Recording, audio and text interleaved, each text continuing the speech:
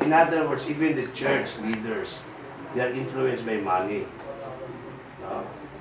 Ilan na paring will really speak up against corruption. Ilan na lang yan. Kasi within the Catholic Church alone, there is corruption eh. Yeah. See? So mag-i-expect tayo ng change.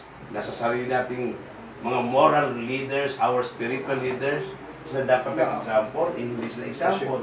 I know that kasi yung isang bishop na nakilala ko na assign sa tiyak, nakita niya even the nuns, mga sisters, unang nangyayipit.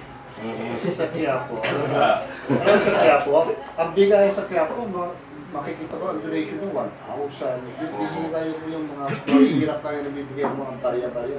Pero pag nakita mo ang donation doon, ano, 20,000 ang pera. Ano nilalagay? 100,000, 500, ganyan. So ang pera doon, naglalaban-laban ang mga organizer doon, ang grupo ng organizer, mga nuns, sa pera. Imagine, pinaglalabanan nila ang pera, hindi naman kanila yun. Totoo. Kaya yung aking kakilalang bishop, hindi niya matiis, umalis. Siya ang ano ng siya, umalis. Actually, malaki ang problema ng Roman Catholic Church, no? Kami kasi sa Holy Catholic Church International, medyo lumayo na kami sa Roman Catholic. Although our tradition is still Catholic. Number one, we don't believe anymore in the vow of celibacy. Yung hindi nag-aasawa yung pari. We still have priests, Roman Catholic priests. Pero ito yung may asawang pari. They are very successful in their ministry sa Africa, South America, even okay, no? yeah. Diba? Ang problema talaga ng Roman Catholic Church, yung pedophilia ng mga pare, yung kabit ng mga pare, babae o lalaki na kabit, yun ang problema eh.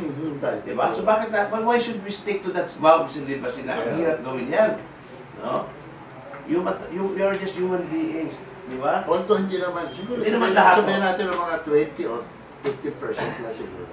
Pero all the rest din naman. Kaya lang, nakakasira. Nakakasira kasi kung ang nakakagawa 20%, 80% ang hindi nakakagawa, di masisira yung 20%. So sa aming congregation, ang celibacy is optional ho. Optional. If you feel that you want to be celibate, good, because you can focus with your single blessedness, you can focus. But if you cannot do that, don't pretend. Don't pretend. Ano sa isang vow dyan, yung obedience. Yung sinasabi, you say, you believe that they are obedient. No, they are no longer obedient because they are not following the vow of celibacy.